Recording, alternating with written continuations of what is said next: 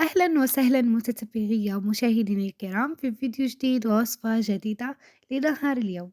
أولا وقبل كل شيء السلام عليكم، وإن شاء الله فيديو اليوم يلقاكم بألف خير وصحة وعافية يا رب العالمين.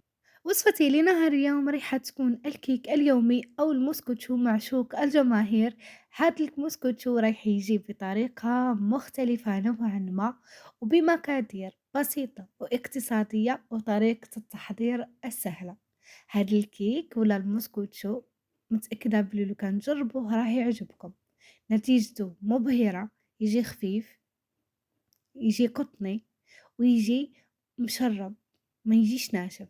يعني هاد المسكوتشو لو كان تجربوه متأكدة بلي رايحين توليو تعتمدوا هذا الوصف. وقبل ما نبداو في الوصفة ما تنساوش ديروا لي حبيباتي جام وتخليوا لي كومنتاريا ولو كان أفضل نقطة. ولي أول مرة تزور قناتي نتمنى منك ديري تفعلي اشتراكك وتفعلي زر الجرس هكذا تتحصلي على كل جديد. ورايحين نقولوا بسم الله ونبداو في المقادير وطريقة التحضير. واش نحتاجو في الكيك تاعنا أو المسكوتشو؟ نحتاجو ملعقة كبيرة خل، نصف كأس سكر، 2 بيض ورشة ملح، ملعقة صغيرة فانيليا، نصف كأس زيت، نصف كأس حليب، كأس ونصف فرينة، كيس خميرة كيميائية. هادو هما المقادير اللي رايحين نستعملو للكيك تاعنا. يعني مقادير بسيطة واقتصادية ما فيهاش تعقيدات. هنايا رايحة نجيب 2 بيضات، رايحة نفصل هنايا البياض عن الصفار. أولا وكحاجة مهمة، البول اللي رايحين تديروا فيه البياض لازم ما يكونش فيه الماء، ما لازمش تكون فيه ولا قطرة ماء، مام يداكم ولازم يكونوا ناشفين. لو كانت تكون هنايا يعني قطرة ماء ولا يكونوا مشمخين بالماء ما رايحاش ما رايحش يطلع معاكم البياض. هنايا فصلتهم ورايحة ندير هنايا البياض، راح نحط له رشة ملح، ملعقة كبيرة تاع خل، هنايا أي خل تحبوا. أنا درت خل الليمون، وانتوما إلا كان ما متوفرش عندكم خل الليمون تقدروا ديروا الخل العادي اللي عندكم في الثلاجة، واللي ما عندهاش الخل تقدر دير عصرة تاع الكارس. هنايا رايحة ندرّب بالباطور الأول. شوفوا هنايا رايحة ندير الدرجة الأولى والثانية يعني على درجة منخفضة بالعقل. هنايا باش ما يتحرقلناش هداك بياض البيض. لو كان نضربوه ديريكتوم وبالسرعة القصوى ما رايحش يتفاعل معانا وما رايحش يطلع معانا درجة هنايا رايحة نجيب نصف كأس تاع السكر. هداك نصف كأس تاع السكر رايحة نزيد نقسمه على نصفين. نصف الكمية رايحة نستعملها مع بياض البيض، أما النصف الآخر رايحة نستعمله مع الصفار. نصف الكمية رايحة نضيفها مع بياض البيض بالتدريج، يعني رايحين نحطو شوية ونبقاو نضربو في كل مرة حتى تخلص نصف الكمية تاعنا. رايحين نقسموه كما قلت لكم على قسمين، قسم للبياض وقسم للصفار. هنايا رايحة نبقى نضيف السكر حتى نتحصلوا على ميرينغ كما كتشوفوا. طريقة باينة وواضحة. نصف كمية السكر رايحين نستعملوها مع بياض البيض ونبقاو نضيفو فيها بالتدريج كما كتشوفوا حتى نتحصلوا، يعني حتى نشوفوا هذاك السكر دابلنا باش نتحصلوا على هاد النتيجة، حتى نتحصلوا على منقار. شوفوا القوام تاعها يجي هايل. ممكن نقلبوا البول على الوجه تاعو ما ريحاش تهبط معانا هذيك الميرينغ.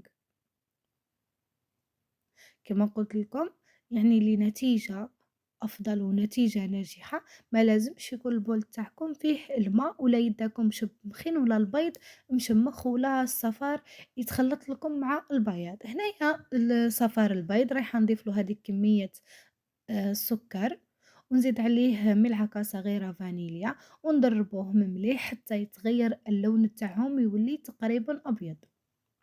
هنايا رايحة نزيد نجيب نصف كأس تاع الزيت ورايحة نبقى نضيف فيه بالتدريج حتى تخلص لي الكمية. في كل مرة نحطو هذاك الزيت رايحين نضربو مليح حتى يمتزج الزيت مع الصفار والسكر. طريقة واضحة باينة وسهلة لكل مبتدئة، متأكدة باللي كي دير هاد الكيك رايح ينجح معاك ورايحة تجيك نتيجة مبهرة. يعني الكيك كيما نعرفوه ما فيهش تعقيدات، ساهل. هنايا بعد ما كملت كامل الكمية كيما تشوفوا، حنجيب هنايا نصف كأس تاع الحليب يكون ساخن، يعني كي نمسو فيه بصبعنا يحرقنا، لازم يكون ساخن.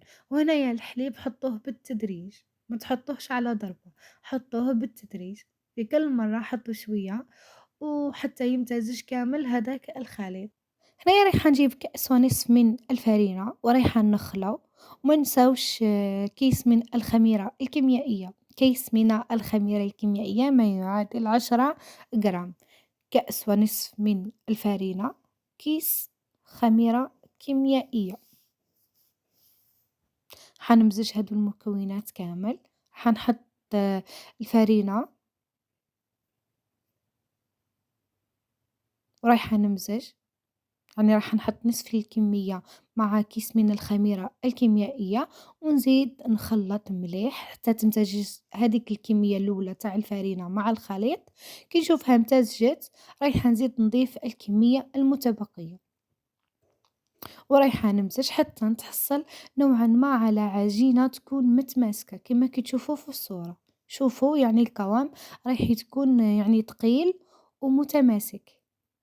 هنايا رايحة نجيب البيض تاعي ولا الميرينغ ورايحة نحط نصف الكمية ورايحة نبدأ نمزج فيها. هنايا في المرة الأولى نمزجو نورمال، المهم يدخلنا هذاك بياض البيض مع مع العجينة تاعنا ولا مع الخليط تاعي. يعني هذاك الخليط كي نحطو في الأول بياض البيض رايح يبدأ يخفف معانا حتى نتحصلوا على القوام المثالي ولا هذاك القوام اللي لازم يكون عليه الكيك كما كي تشوفوا. هنايا كي نحطو الكمية الثانية تاع بياض البيض ولا تاع الميرينغ رايحين نبداو نخلطو من الأسفل إلى الأعلى، يعني بدرجة السرعة تكون منخفضة غير بالعقل. هنايا كي نوليو نهزو هذاك الخليط ويتشكل معانا رقم 8 ولا أي شكل ديروه رايح يختفي معاكم مباشرة. هذا هو القالب اللي استعملت أنا.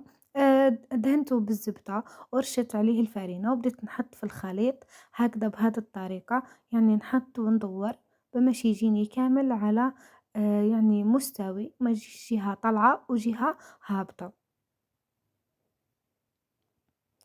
هنايا بعد ما نحط كامل الخليط رايحة نجيب كوردون ورايحة نبدأ ندير خطوط يعني دائرية في المول تاعي باش نسويه كامل ومام يتوالي ما يبقاوش فقاعات لداخل في الكيك. هنايا رايحة كنت أنا سخنت الفرن من قبل حوالي قبل نصف ساعة وخليته يسخن، وجبت سنيوة تاني زدت حطيت فيها المول وشعلت الفرن على 200 درجة وحوالي طيبته من التحت حوالي 20 دقيقة وزدت شعلته من الفوق حوالي 5 دقايق. وهذا هو الشكل تاع الكيك تاعي بعد ما خرجته من الفرن، يعني دالي هذيك التحميرة جا هايل وما جاش محروق.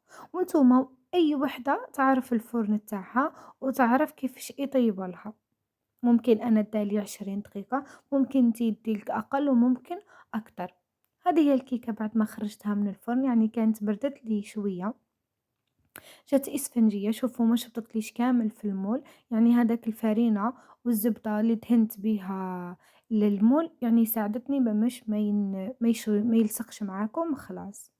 شوفوا كي جا إسفنجي جا هايل، يعني النتيجة تاع هاد المسكوتشو ولا تاع هاد الطريقة اللي استعملت معاكم ناجحة 100%، يعني نتيجة مرضية. هنا رايحين ننتقلوا للتزيين، والتزيين دايما نقولكم يبقى اختياري كل وحدة واش متوفرة عندها. أنا كان عندي هنايا كمية من طوفيا كراميل وحبات تاع علوز، حمصتهم وقصيتهم خشان وزينت بيهم هكذا من الفوق. وانتوما تقدروا ديروا المعجون ونواد كوكو ولا المعجون ديروا شوية كاوكاو تحمصوه وتحطوه من الفوق.